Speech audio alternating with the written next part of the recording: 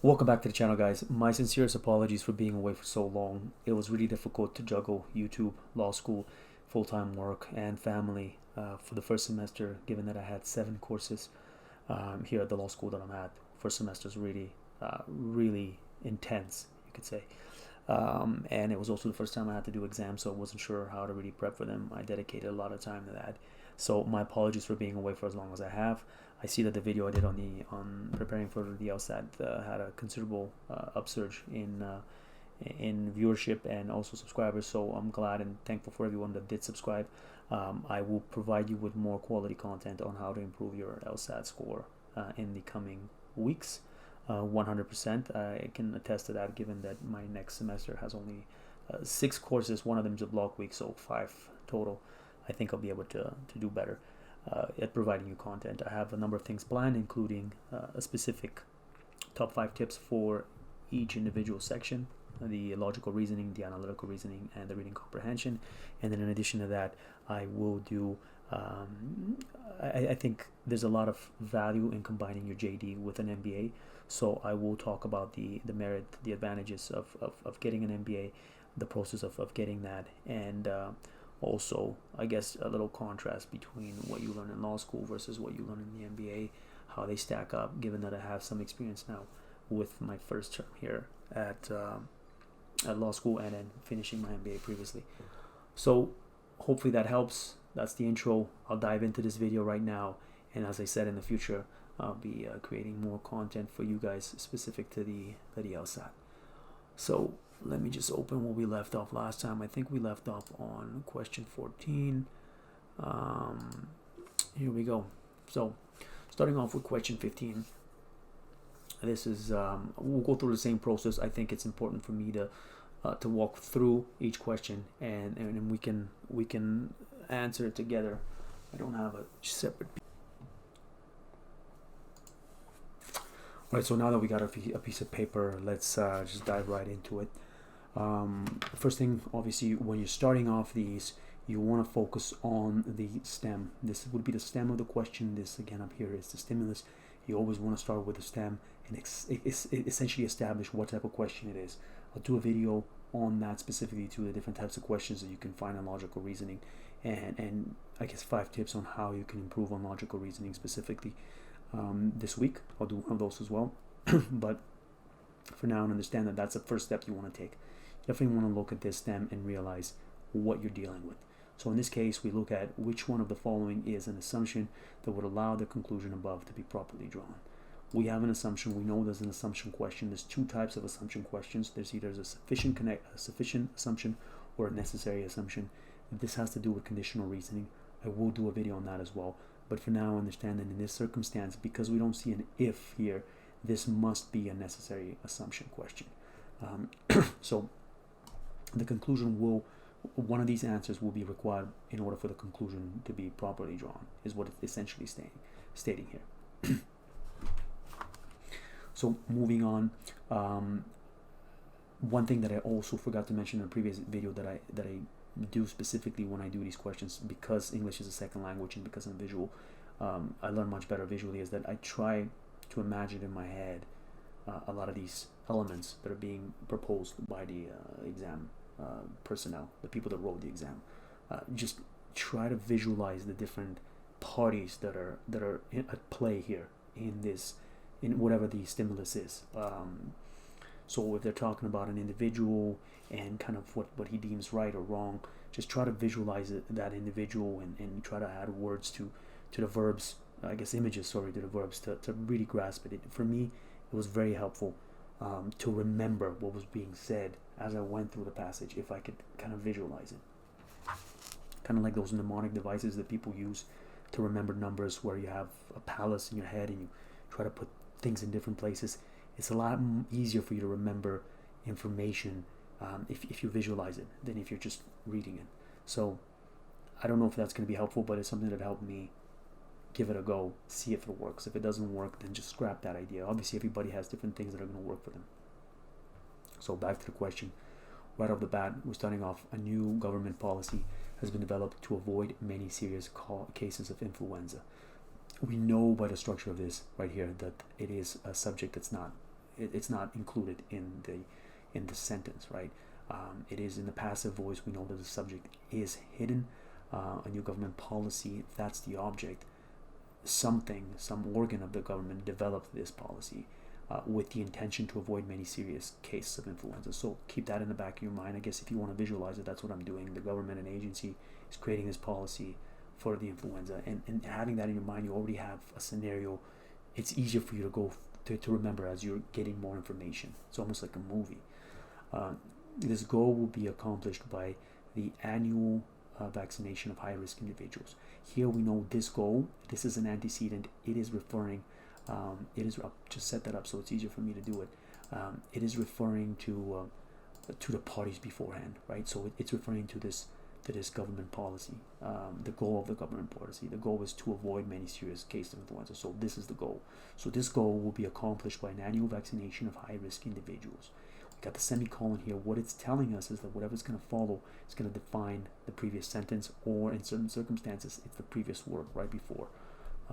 High-risk individuals here, it's talking about the word everyone 65 and older, as well as anyone with a chronic disease that might cause them to experience complications from the influenza virus. So we got two different parties that are being described by individuals, high-risk individuals. It's interesting that this question is arising as a result of, we're in the midst of all this COVID stuff, but very, very eerie.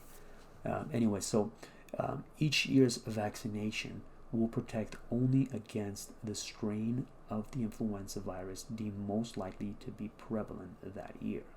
So here we have each year's vaccination. That's one of the subjects here. Will protect, right? We know that's the predicate, only against the strain of influenza virus deemed most likely to be prevalent that year. Deemed most likely to be prevalent. Okay. So we know this is an additional, so this is independent clause, this is another independent clause. This so is linking them, but it's also acting as a, in this circumstance, in the LSAT, when you see words like so, therefore, hence, consequently, these work as conclusion indicators. And there's other premise indicators like because, since, for. These are all indicators of premises.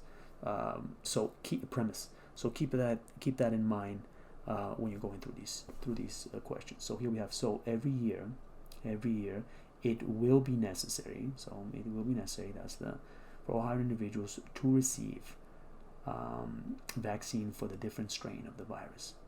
And right off the bat, we know based on the information that we have here and the conclusion, and we'll highlight the conclusion, it's helpful to highlight it.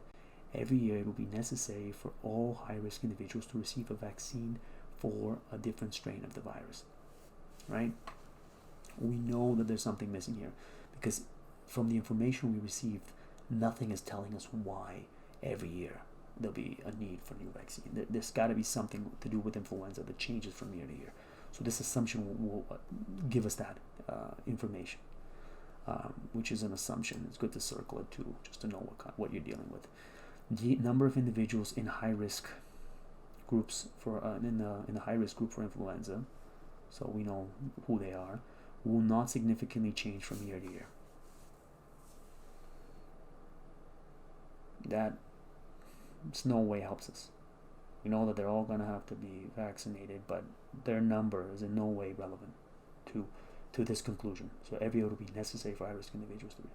If the number is low or high, or if it changes, if it changes significantly, it wouldn't change the fact that we need this. That's not an assumption on which this argument depends. And a good way to do assumption questions, especially necessary assumption, is that if you negate the answer choice, it will ruin the argument.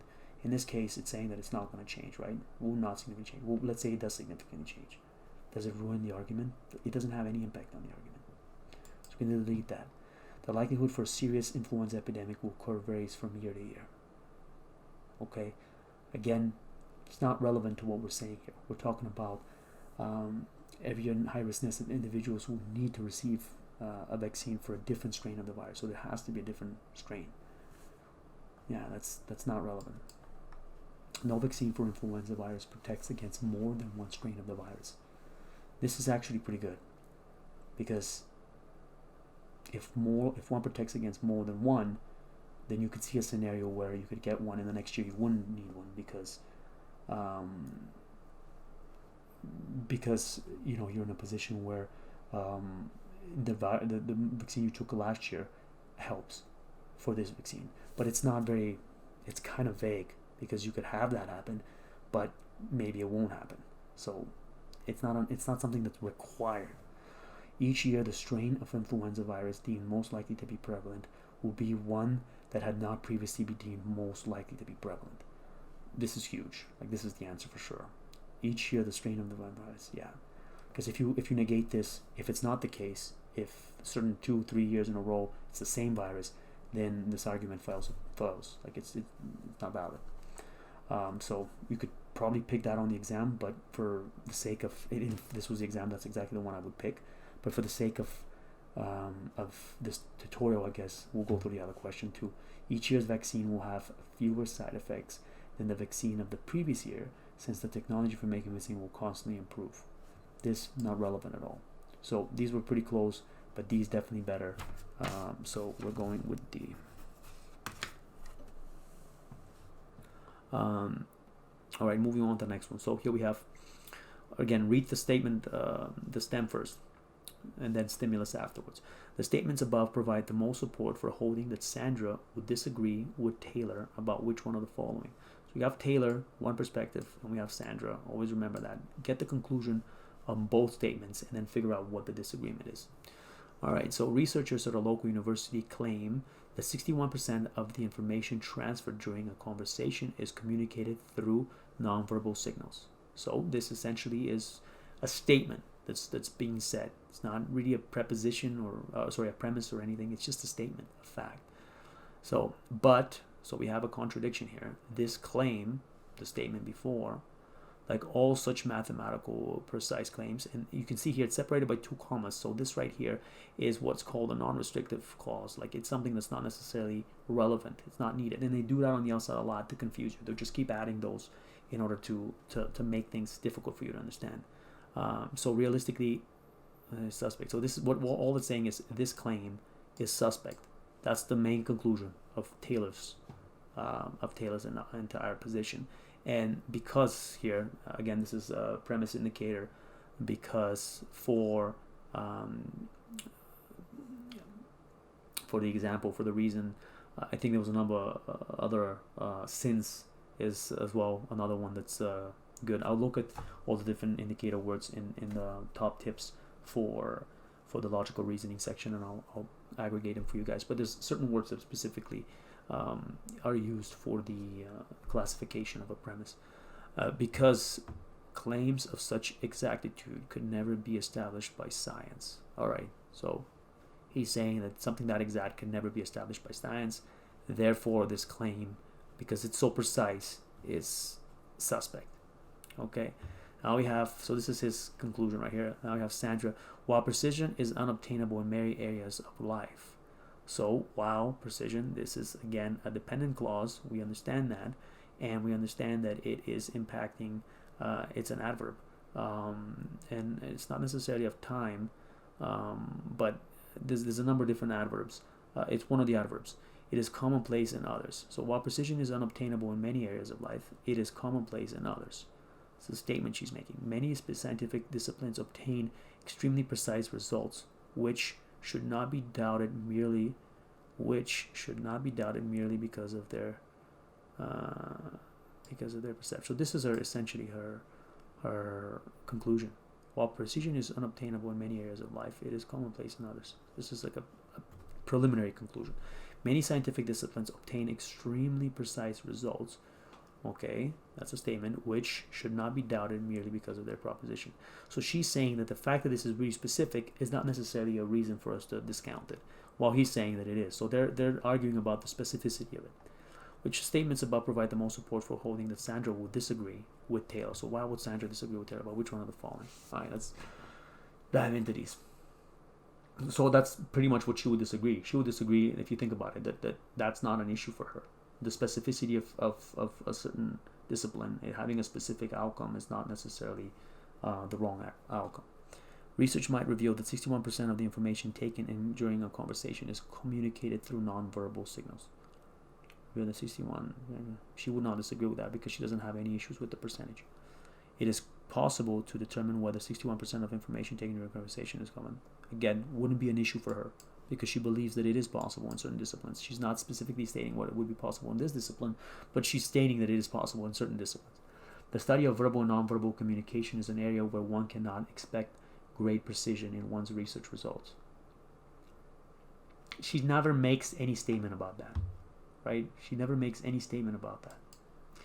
Some sciences can yield mathematically precise results that are not inherently suspect. This is pretty good because he would say no and she would say yes. He's saying it can never be that good, but she's saying that it could be in some sentences. Just thinking that this is pretty good. Let's see the next one.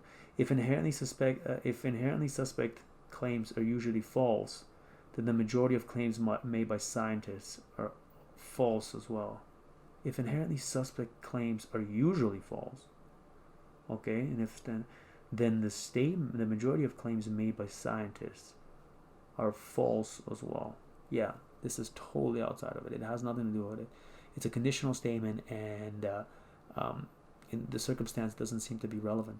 If inherently suspect claims are usually false, so if a statement is inherently suspect and it's usually false, then the majority of claims made by suspect. No, she would not agree with that. She would not disagree with him on that because she has no opinion on that. It's too uncertain. It's close. It's kind of ambiguous, ambivalent, whatever you want to call it. But I think again on this one, I would go with D. It's the stronger of the two answers. And one thing I want to highlight that in questions like this, when you see this most support, understand that the answer is going to be slightly better than the other one. And a lot of times that it's not like mathematics where you can easily, you look at it in an equation, let's say the two sides of an equation, you can easily deem which side needs to be adjusted in what way. And you can weigh out things a lot easier in math with numbers because they're concrete terms. With language, nothing's really concrete in the same sense that it would be in mathematics. So it's important to just, there's a feel to it too, right? There's a little bit of a feel to it. As you go through more questions, you're going to get an understanding of what they want you to do. Moving on. Sorry if I don't want this to be too deep, but I also want you guys to get an idea of what should be happening in your head. The hospital executive's argument is most vulnerable to which one of the following objections?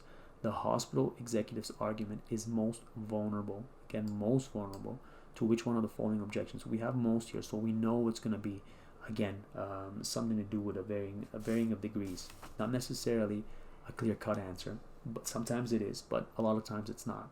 So, hospital executive. At a recent conference of nonprofit management, we have, this is an adverbial clause here, several computer experts maintained that the most significant threat faced by large institutions such as universities and hospitals is unauthorized. So this is the verb. Most significant threat. This is all the subject. The most significant threat. Several computer experts maintained. So this is the verb. They maintained that the most significant threat faced by large institutions. And this is a noun clause. The most significant threat faced by institutions such as universities and hospitals is unauthorized access to confidential data. This object, this is the most significant threat. So we understand several computer experts, that's the object, maintained that, and this is the subject, several computer experts, and this maintained that, and this is the noun clause that essentially functions as an object, that the most significant threat faced by large institutions such as universities and hospitals is unauthorized access to confidential information. This is, I guess, the premise that he's having, the hospital executive. In light of this testimony, we should make the protection of our clients' confidentiality our highest priority. So this is his conclusion. We, the hospitals, should make the protection of our clients' confidentiality. And it's asking us, it's most vulnerable to what? One thing that I see right off the bat, and again, you're thinking of this before you even reach the answers, is the fact that there's some ambiguity between confidentiality that's used the way it's used by the hospital executive and the way it's used by the computer experts, right? Because it's talking about access to confidential data, and here we're talking about client's confidentiality. Access to confidential data. Confidential data can be a lot of different things. It doesn't have to be as limited as client's confidentiality. His interpretation is a little more limited in scope. You can see that right off the bat. So that's one issue. The other issue that comes to mind is the fact that here we have, the qualifying term several. Several, it's hard to deem if that's a large enough number to deem this whatever they've said as relevant. And a lot of times, and this is vulnerable, it's a flaw in the reasoning. A lot of times the outside will attack that. They'll look at it from a statistical perspective. They'll look at it and say, well, there's not enough data here. This isn't a reference. It's not sufficiently well referenced. It's just a sample. You can't apply that data to a larger population because it's not, the confidence interval. The confidence interval. It's not an interval, but the confidence, I guess, of the data is low in order to be applicable to something larger. Forget the confidence index. The p-value is what you're looking at in terms of population. In terms of from a statistical standpoint, I forget what. I think it's the confidence interval. I think that's what it is. It's been a while since I looked it up, but I'm assuming it's that. So that's low. They'll attack that. They'll also attack, straw man arguments, like if somebody's appealing to authority, appealing to a certain individual. That is a lot of times what the flaw will be. Circular reasoning a lot of times as well. Conditional reasoning where it's flawed in the sense that they're applying a sufficient condition where it's a necessary condition, or vice versa. So these are some things to think about in terms of, and I'll do again in my video on logical reasoning. I'll touch on this. So when we go into the question, we have that in mind. The argument confuses the cause of a problem with the appropriate solution to that problem. The argument confuses the cause of a problem with the appropriate solution to the problem. Not necessarily, right? We're not talking about cause and effect in this circumstance. There is some cause and effect, obviously, but it's not tying into it. So cause and effect is not an issue here. I'm going to scratch this out. But in my mind, I'm keeping it as a maybe unless I find something better, right? Because we're looking for most vulnerable. The argument relies on the testimony of experts whose expertise is not shown to be sufficiently broad to support their general claim. This, again, is kind of okay because it's talking about the argument relies on the testimony of experts whose expertise is not sufficiently broad to support their general claim. They're not making a general claim, though. And the expertise might be broad enough because they're talking about specifically hospitals and large institutions.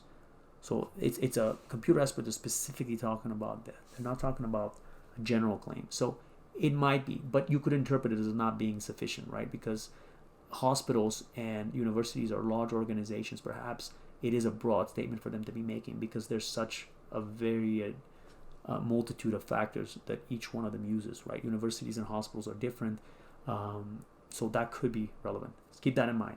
And again, this is what's going on in your mind.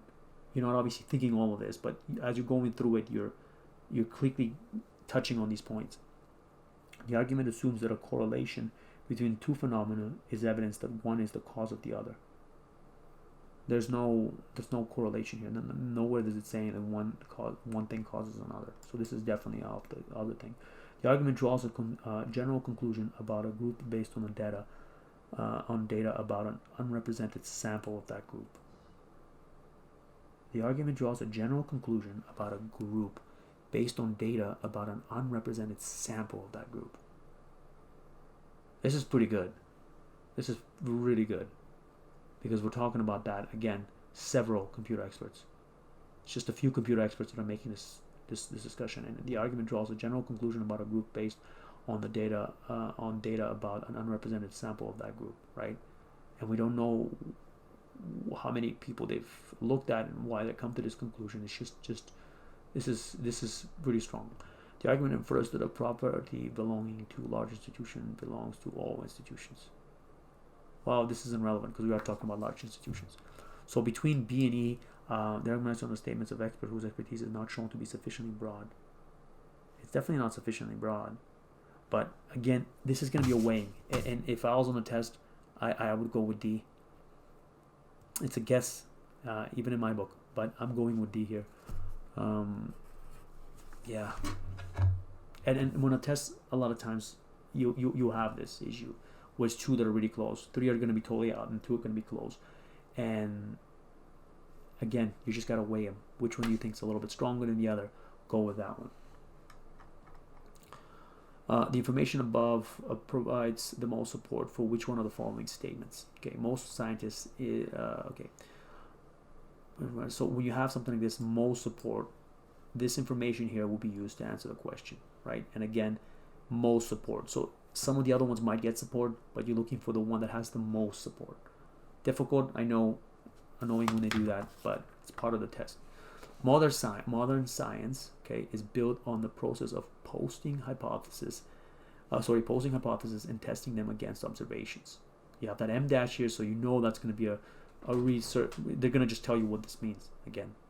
In essence, attempting to show that the hypotheses are incorrect. Okay, so that's what it is. That's what modern science is about. Attempting to show that hypotheses are incorrect. That's what it's built on. Nothing brings more recognition than overthrowing conventional wisdom. Another statement.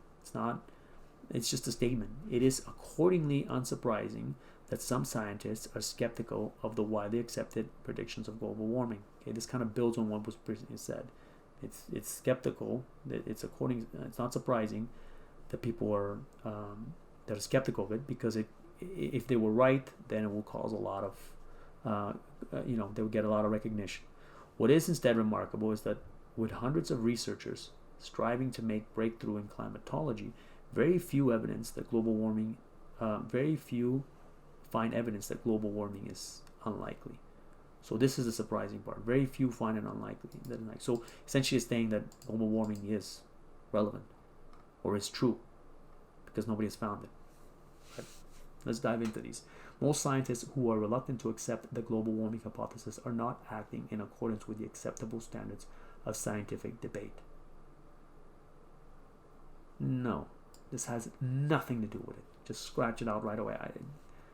Most research in climatology have substantial motive to find evidence that would discredit the global warming hypothesis.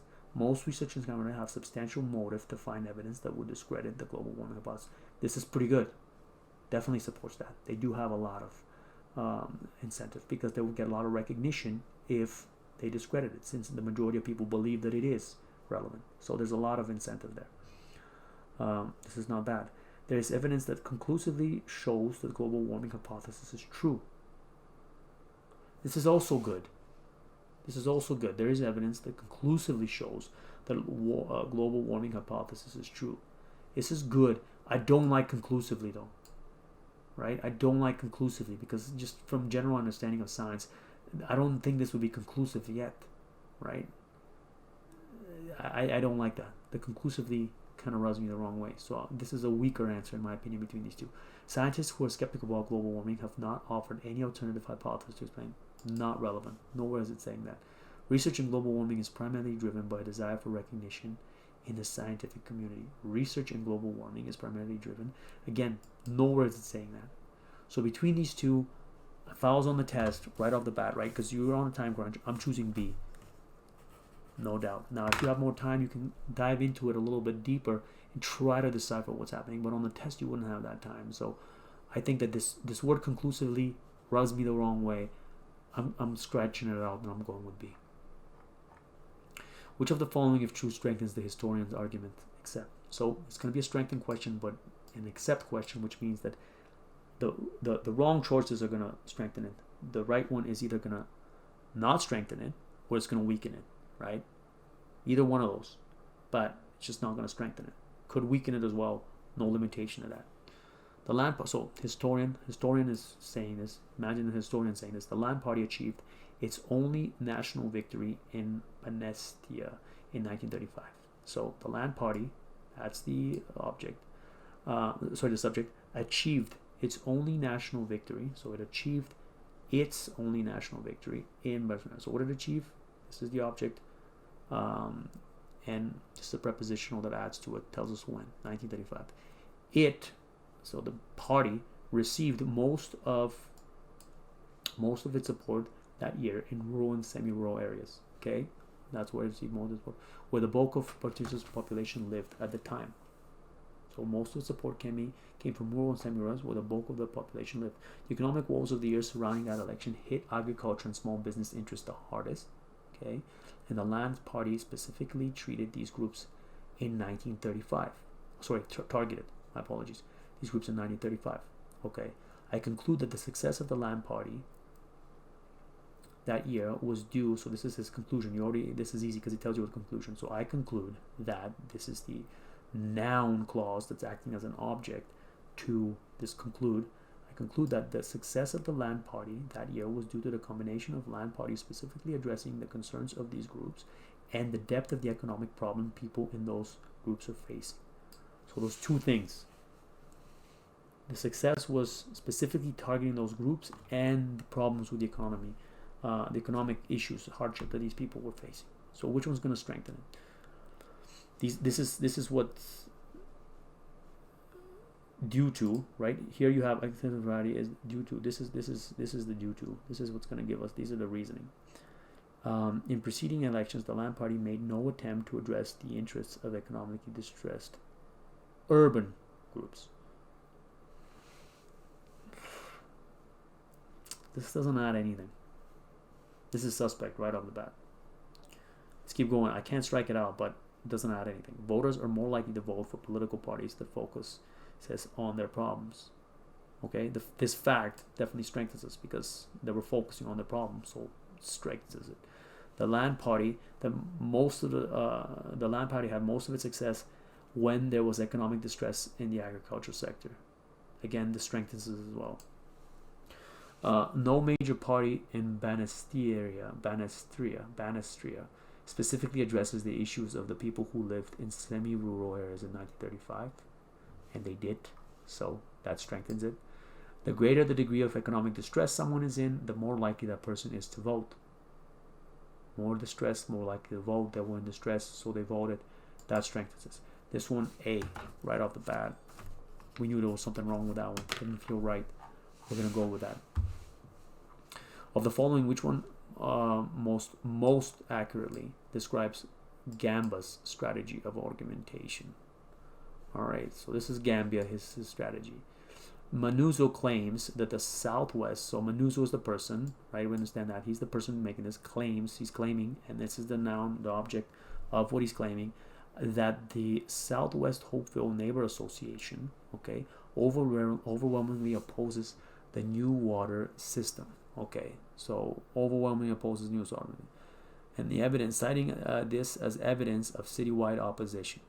The association did pass a resolution opposing the new water system, but only 25 of 350 members voted. So very few. They didn't have a quorum. Very few people voted, with 10 in favor of the system. Furthermore, the 15 opposing voters represented far less than 1% of the population. One should not assume that so few votes represent the view of the majority of Hope's restaurants. Okay, so he's saying that it's not sufficiently well represented. That's what he's saying. It's too few people, not enough representation. It's not reflective of what most people think, and that's why whatever Mauser's claims are wrong. It's pretty much what he's saying. The following, which of the following Mauser describes the argumentation? Questioning a conclusion. So he's questioning Mauser's premise. The premise of Mauser is what he's questioning. Questioning a conclusion based on the results of a vote on the grounds that people with certain views are more likely to vote. He's not saying that. Questioning a claim supported by statistical data by arguing that statistical data can be manipulated to support whatever view and interpreted. This has some relevance, but we're looking at most accurately here. Let's keep going. Attempting to refute an argument by showing that contrary to what has been claimed, the truth of the premises does not guarantee the truth of the conclusion. It's not too bad either. Attempting to refute an argument by showing that, contrary to what has been claimed, the truth of the premise does not guarantee the truth of the conclusion. He's not talking about, though. He doesn't believe the premise is true, actually. So this is wrong. The premise is not true in his opinion. Criticizing a view on the grounds that the view is based on evidence that is in principle impossible to disconfirm, not relevant at all. Attempting to cast doubt on a conclusion by claiming that statistical sample on which the conclusion is based is too small to be dependable. This is perfect. This is it. Like 100%. Sometimes you get it in. A lot of times, probably what they would have seen this, and if you focus on this too much, you might have not read this in full. But this is better than that. Because here it's saying questioning a claim supported by statistical data, by arguing that the statistical data can be manipulated. He's not really arguing that it can be manipulated if you think about it. It kind of gets you initially because it could be manipulated, but he's not manipulating it. He's just saying that the reference, that the amount is too small. Statistical sample is too small. The reasoning in the argument, in the driver's argument, is most vulnerable to criticism on the ground that this argument. So we're looking for criticisms. So it's a flaw in the reasoning. My friends say I will only. So this is the driver again. My friends say I will one day have an accident because. So they will say I have an accident because I drive my sports car recklessly. But I have done some research, and apparently minivans are larger and larger sedans have very low accident rates to sports cars. So trading my sports car in for a minivan would lower my risk of having an accident. Now, obviously, the problem here is that there's a correlation that he believes is actual causation, which is not. He thinks that the car is actually the cause of the accidents, when in fact the correlation there exists because of the dangerous driving that he's doing. He's driving his car recklessly. Okay, so the reasoning is most vulnerable to criticism on the grounds that infers a cause from a mere correlation. That's pretty much what we just said. Pretty close. Relies on a sample that is too narrow. We don't have any information about the size of the sample, so this is an immediate no. Misrepresents evidence that is likely. Misrepresent evidence that a result is likely as evidence that the result is certain. Well, no, he doesn't do that. Mistakes a condition sufficient for bringing about a result. So no, there's no conditional in this at all. So you can scratch it out right away. Relies on a source that is probably not well informed. Again, this one's A, 100%.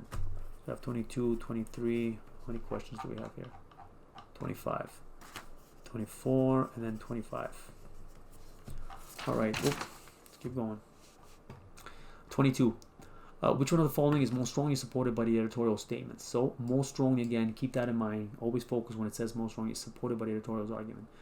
So, one of these things, when we combine everything that's been said by the editorialist, we're gonna find something that's relevant here. It has to draw from what's up here in the question stimulus. News media rarely cover local politics thoroughly. So, news media rarely cover, it's an adverb, cover. What do they cover? Local politics thoroughly. So, there's two adverbials here, adverbs. And local political business, okay, that's another, so it's a compound sentence here, two independent clauses. And local political business is usually conducted secretly. So, there's two, news media rarely covered, local political usually done secretly. These factors each tend to isolate local politicians from their electorate. So these factors, there's a causal relationship here. These factors tend, I guess not always the case, but tend to isolate local politicians from their electorate. This, okay, again, so understand these factors referring to this back here. This, the tending to isolate from political. Again, you see, you make the connection between the different elements because that's what they do to confuse you. So this has the effect of reducing the chance that any particular set of residents will elicit a positive official response. So the fact that politicians are isolated from their electorate reduces the chance that any particular act of resident participation will elicit a positive official response. Okay, so that's what's happening here causally, which in turn, again, another causal relationship, discourages resident participation in local politics. And what you can do a lot of times is write this down. If you had you put a little abbreviations for each one. If you can't keep it in your head. Like I said, I'm pretty visual. I'm okay with keeping things in my head, but if you have issues, write it down. Okay, so which of the following most supported by the editorial examiner? Let's see what's supported by it. It's going to be something causal here. Particular acts of resident participation would be likely to elicit a positive response from local politicians if those politicians were less isolated from their electorate. This is going backwards. Particular acts of resident participation will be likely to elicit a positive response from local politicians if politicians are less. It's got a conditional in there, which I don't like, because we're talking about causal relationships. This one has a conditional. Don't confuse the conditional with causal. This one, I don't like it right off the bat. We'll keep it because it's not a firm no, but I just don't like it. Local political businesses should be conducted less secretively because this would avoid discouraging resident participation in local politics. Local political business should be conducted less secretly. Okay, if it's conducted less secretly, they should occur. Not necessarily, because the fact that it's conducted secretly is what's not encouraging it because of all the factors. But doesn't necessarily mean that that conducting it less secretly would avoid discouraging. Right? We don't know that. That's too strong. Right? Who knows? It looks too strong, but we'll see. The most important factor influencing a resident's decision as to whether to participate in local politics is the chance that the participation will elicit. Definitely not. This is like a complete no. More frequent thorough coverage of local politics would reduce at least one source of discouragement from residential participation. More frequent thorough coverage of local politics. Cover local politics. Yeah, this is one of the factors tend to isolate local politics from the electorate. Participation, yeah, because the way the causal factors. This is really good. This is really good. You're looking. Sorry, I'm just doing it in my head. You're looking at the different factors that are involved here, right? You have the news media rarely covers political authority, and local business usually conducted secretly. So these two factors contribute, as you can see from the next sentence, contribute to the isolation, and then this isolation essentially is contributing to the lack of resident participation. So if you have more coverage, you're obviously going to have you're going to discourage residents from you're gonna have one source, reduce one source that is contributing to discouragement. So this is really strong. Let's see the last one. If resident participation is local politics, if resident participation in local politics were not discouraged, this would cause local politicians to be less isolated from their electorate. If resident participation in local politics were not discouraged, this would cause local politicians to be. No, this is the backwards causation, right? It got me for a second because of but the causation is backwards. So this is definitely no. And on this one, we're gonna go with the almost certain, but we'll see. Again, this is something I want to highlight too. A lot of times, and this is even myself, top scores, other ones you read on forums. There's situations where you're making a guess, right? You are making a guess. And you're just going with, and because the very nature of it, both of these could be kind of argued in certain circumstances. And you see that when you go to law school, like the exams, you can argue both sides very easily. Like that's what you do when you get involved in law. Like you're trying to argue a point from one side to the other. So that happens a lot in law, where like you can argue it either way. Like interpretation of something is very difficult, right, to do, especially because it's when you're interpreting something, you're basing it on language, and language is inherently vague. No matter how specific you want to be with language, you're going to be vague because different people have, obviously there's the denotation of a word, but there's that personal connotation that everybody has that's associated with a word. So when you use a certain word, it's going to resonate differently from one individual to another. So you're going to have that ambiguity regardless. Language is notorious for that. But that's why you get disagreements, or when you're having an argument with someone, a lot of times it's based on the fact that you're not agreeing on what a certain term means. But keep that in mind when you're going through it. Sometimes it's okay to guess. I guess. Everybody guesses, right? So going on to 23 here. Sorry about that tangent, but I think that was helpful. The philosopher's conclusion falls logically if which one of the following is assumed. So if which one of the following is assumed, we have a sufficient condition here, a sufficient assumption question here. And let's dive right into it. Philosopher. So we got a philosopher here. An action is morally right if it would be reasonably expected to increase aggregate well-being of the people affected by it. So this right here is a conditional statement, and we have the if statement, which sets the sufficient condition. So if it would be reasonably expected to increase the aggregate well-being of people affected by it. They do this a lot of times, sufficient connection cases, where questions where they they'll hit you really hard with a number of different modifiers here.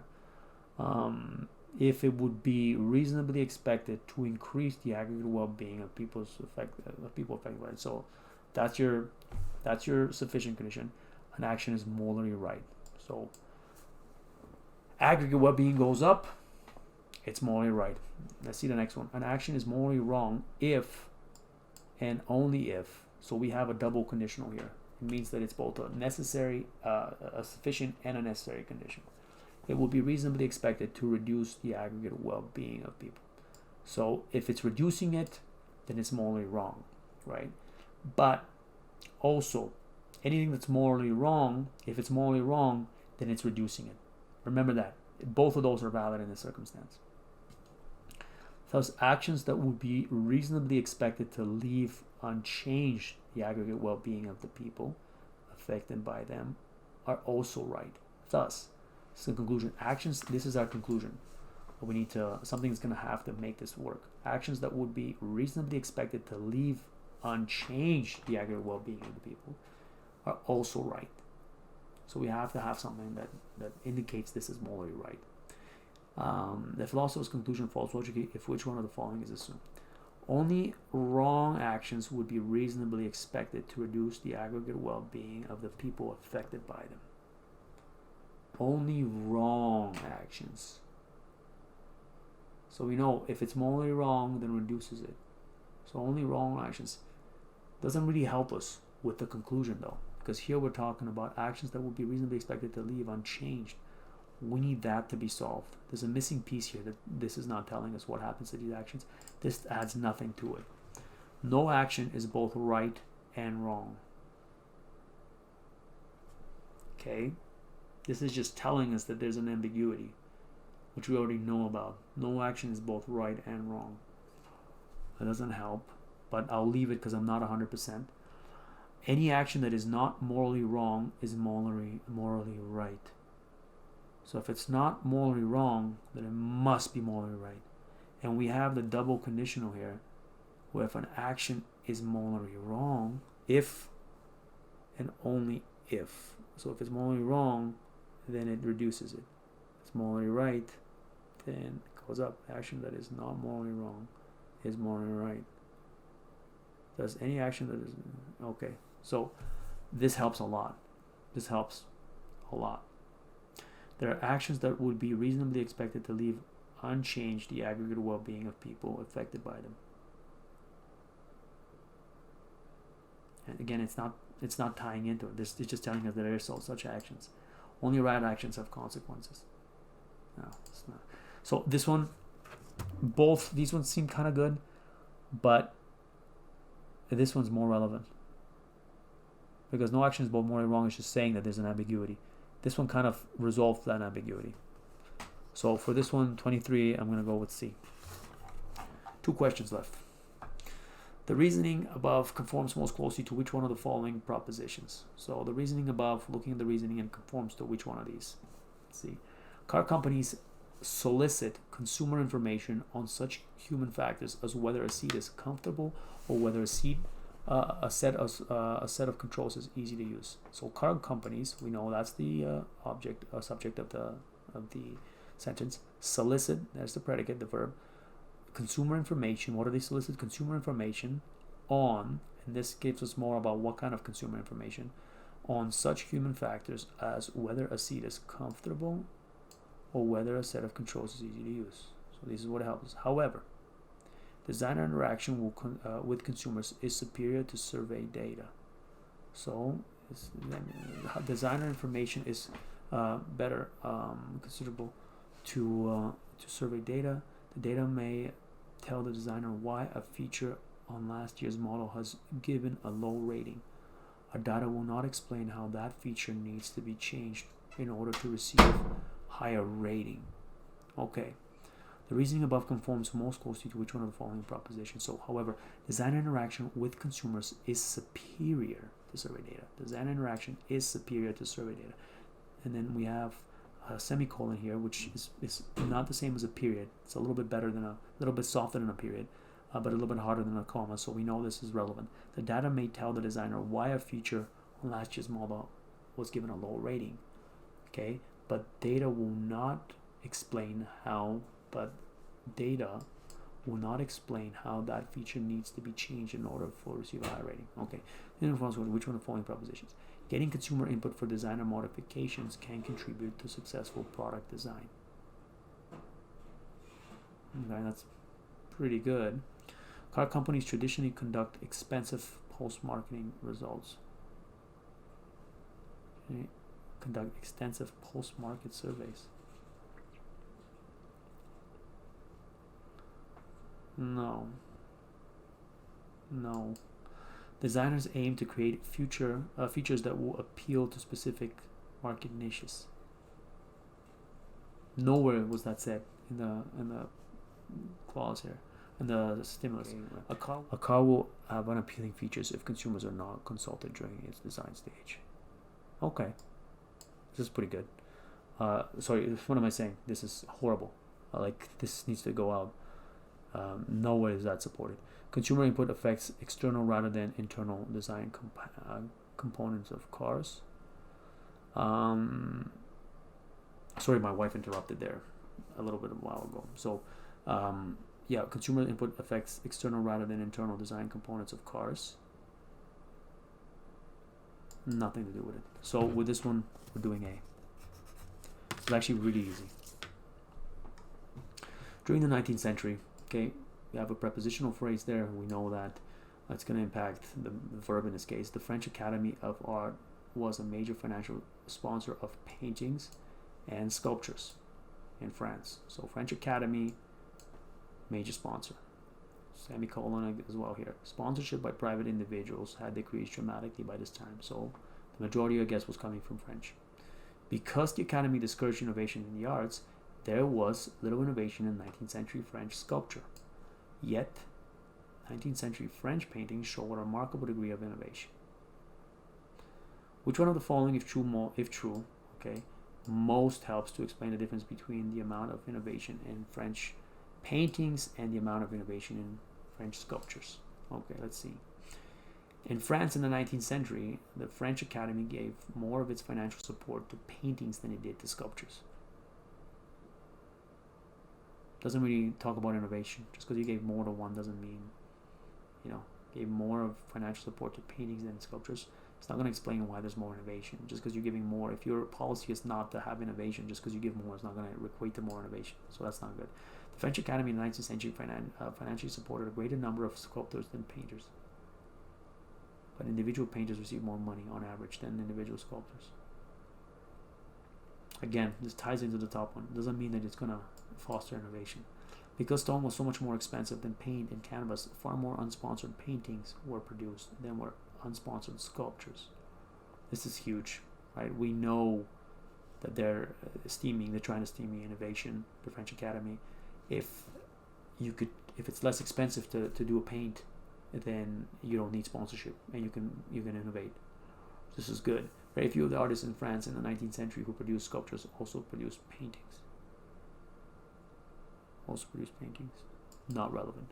Although the Academy was the primary sponsor for sculpture and painting, the total amount of financial support the French painters received from the sponsor declined during the 19th century. Although the Academy was the primary sponsor, the total amount of financial support from sponsors declined. That's not relevant at all. So with this one, we're going with C. Let's go down. This was section 2. Okay, so we were finishing section 2. We have D. Oh, that was 17 was B. We went with D here, so we got that one wrong. B, A, E, A, D, C, A, C. So 24 out of 25. We got one wrong. Like I said, usually that's kind of what you would expect. I think there's a really cool site that you can use. Google Chrome.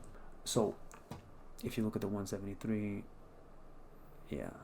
it's out of 1. So you would have 2 wrong on 4 the section, 2 wrong on essentially 3 of the sections, and then on the third section you could get 3 wrong. Keep in mind too that if you wanted to get, for instance, a 165, you could get 19 wrong, right? Which is quite a bit. That's 4 wrong on one of the sections and 5 on the other ones. So that's a lot wrong for just a 165, and you're still in the 90 percentile. So keep that in mind. It's a big difference, to get those marks. Essentially, you don't have to get all of them right. So if you don't get to all the questions, that's fine. And if you end up getting 1 or 2 wrong in a section, you can still do really well on the exam. So with that, I'll cut the video, the end of this video here. Again, like I just wanted to stress, as you're going through the exam, be calm. It's not a very difficult exam. You can do it. I'm sure you can do it. Just don't let the exam intimidate you. I think that's the biggest thing. And the way it's all set up, the way when you walk into the exam, the way everything feels, everybody's nervous, that does more to impact your grade than a lot of other things. So just be calm, get in there, and I'm sure you're going to do well.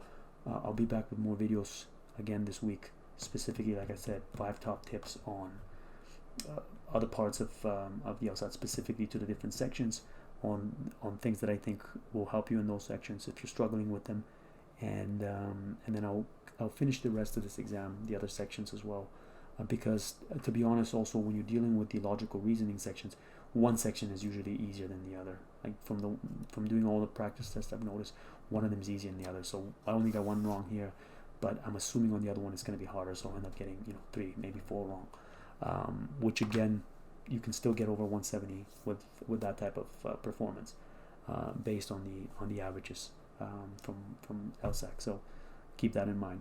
With that, it's already probably an hour video, but see you soon.